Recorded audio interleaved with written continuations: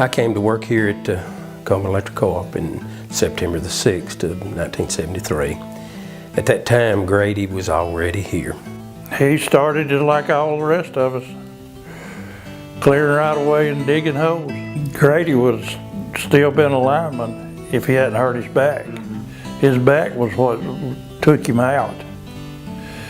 And he went back to school and he had more sense than I did.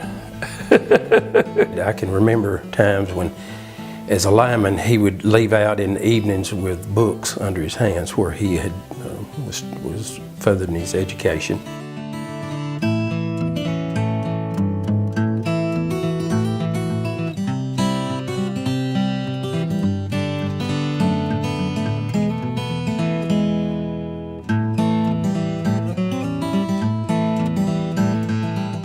I was a new board member along with about 4 other new board members, and we were in search of a CEO for the co-op. We started looking all over the nation for somebody and found who we wanted in our back door.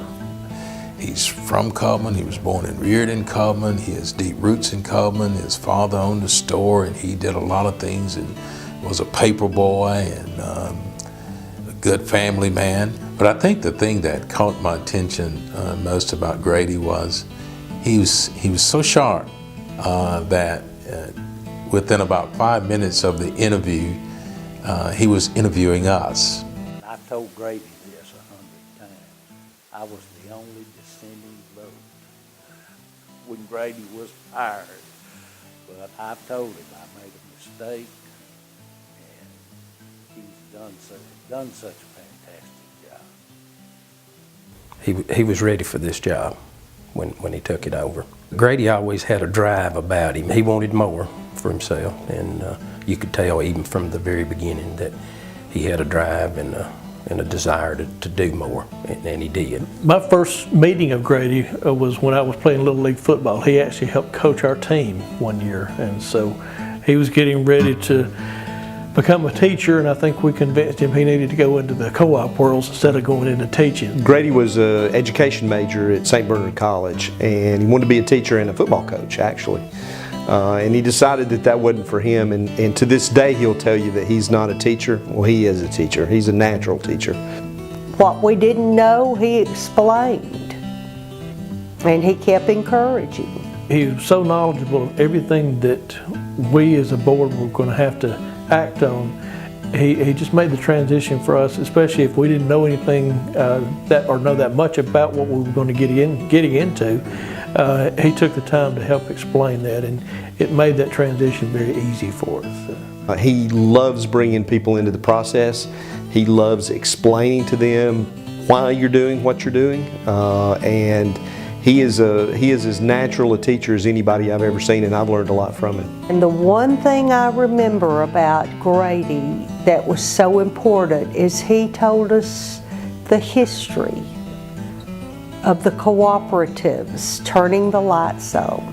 He instilled in us that we wanted to keep doing something great for the members. You know, being a general manager, Grady could have did a lot of things. He didn't believe in sitting on his butt. Grady always had a vision for Cullman Electric Cooperative. Computers, equipment, bucket trucks, any piece of equipment, upgrading the system, anything that technology could do that would advance us as a cooperative, he was for, and he pushed that. I think his legacy is going to be he was very progressive, looking forward into making sure that we were doing the right thing and making sure that we were providing the best service we could to our members.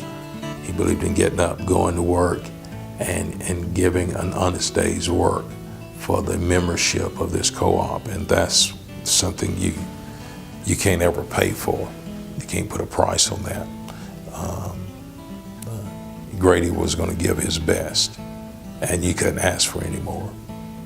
He was not only a good CEO, but he's a great friend, and he has left a legacy here at the co-op. There's going to be some big shoes to fill for for a lot of years to come, and we just wish him the very best and hope he enjoys his time in retirement, and he needs to stop by and see us every once in a while. So.